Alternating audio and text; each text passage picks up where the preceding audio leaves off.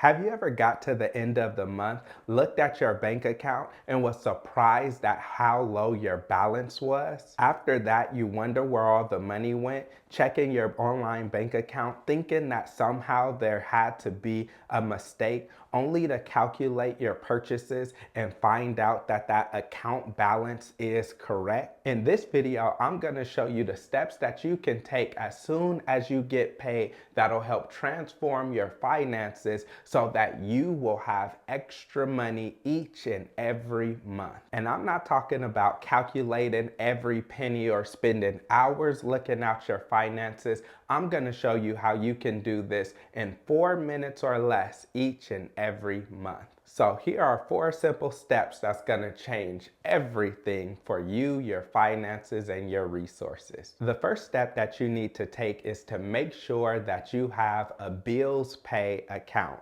A bills pay account is where all your recurring bills are coming out of. Recurring bills are bills that you plan to pay each and every month, or maybe you pay them bi-monthly or quarterly, but you know that they're ongoing. So when I think about this, I think about mortgage, I think about rent, I think about a car note, I think about right now daycare, which is super expensive for my little children.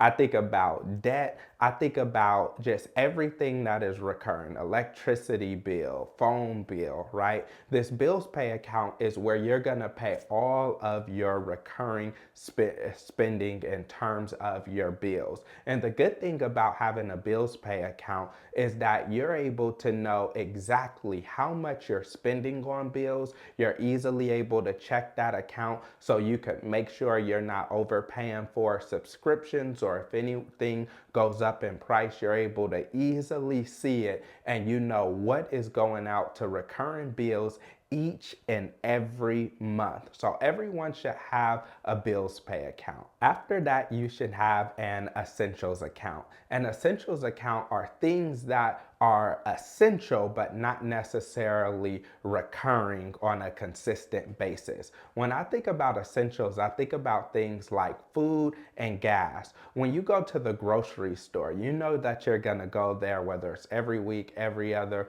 week, or less frequent or more frequent. You know that you're gonna go there frequently and that you're going to need to buy food. So everything that you consume from there, I would consider that as an essentials list. In addition to that, what I would say is things like gas are essentials. And so you need to take everything that is essential that is coming out each and every month, and you should be spending that money from an essentials bank account.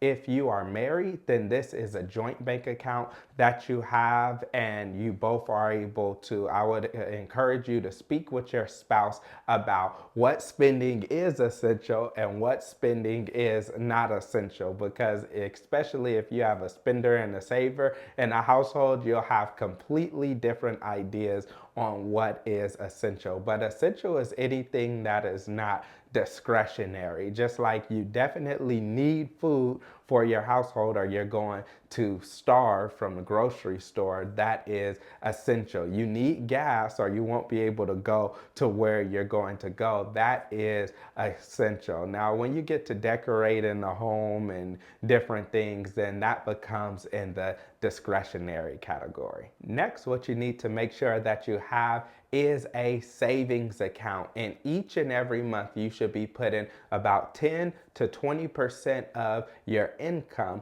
in your savings account. 10% is the minimum that you should be putting there, and then 20% is a great high number to put in there. Of course, if you could do more, that is great and you are ahead of the game going towards your goal, but 10 to 20% should usually be the benchmark for where you are trying to strive for your savings. And most people, what they do with their finances that's really bad and that you shouldn't do is they spend what they have and they save what they have left over. Instead, what this does is it reverses it, and you save what it is that you have on your payday when you get paid, and then you spend what you have left over. That way your savings is able to continue to grow and you won't live paycheck to paycheck. The definition of living paycheck to paycheck is not having enough money in your savings account. You're literally waiting for that next check to come in for you to be able to make financial purchases and decisions, and you do not want to do that. That's why it's essential for everyone to have a savings account. The next account that you need to have is a personal spending account, and this is what I like to call fun money, or this is where your discretionary spending come in. And so when you're going out for lunch and you're eating out for lunch and you're going to a nice restaurant and you're going to that bar or getting dinner, these are all what's going to come out of your discretionary income or your personal expenses. When it comes to a lot of things, from some things that are discretionary, which are personal hygiene, then that can come out of this budget. When it comes to your entertainment, whether you're going to the movies or bowling or skating or golfing or whatever form of entertainment that you're taking, it's going to come out of your personal expenses. Even a lot of the clothes that you buy that's from a discretionary standpoint will come out of this budget as well. If you are married, then this can be a game changer for you. I recommend not having all your money in one pot or one bucket like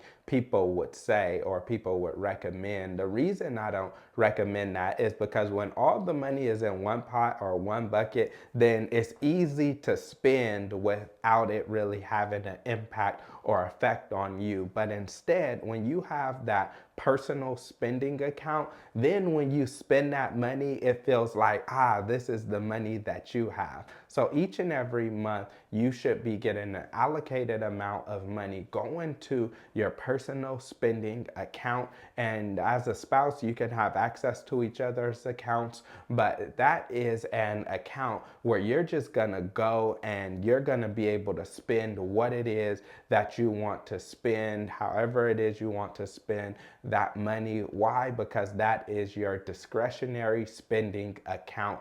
And when you do that, and when you have automatic amounts going to that account, then it saves you from having fights and arguments. I know when my wife comes in the house with a bunch of bags after she went shopping, the first thing she says is, "Oh, I got this out my account," meaning like, don't say nothing to me, don't talk to me about spending, because everything that I spent came out of my discretionary income that I have to spend on whatever I want. And it has saved us from having fights about money and finances and what she bought or what I bought, because we're all on the same page. And that's what I recommend for you, your resources, and your finances. So once you have these 4 accounts, then what you can do is each and every month, once you get paid, you can look at the account, put some money in your savings. You can have auto pay going to your savings, auto pay going to your personal accounts, auto pay going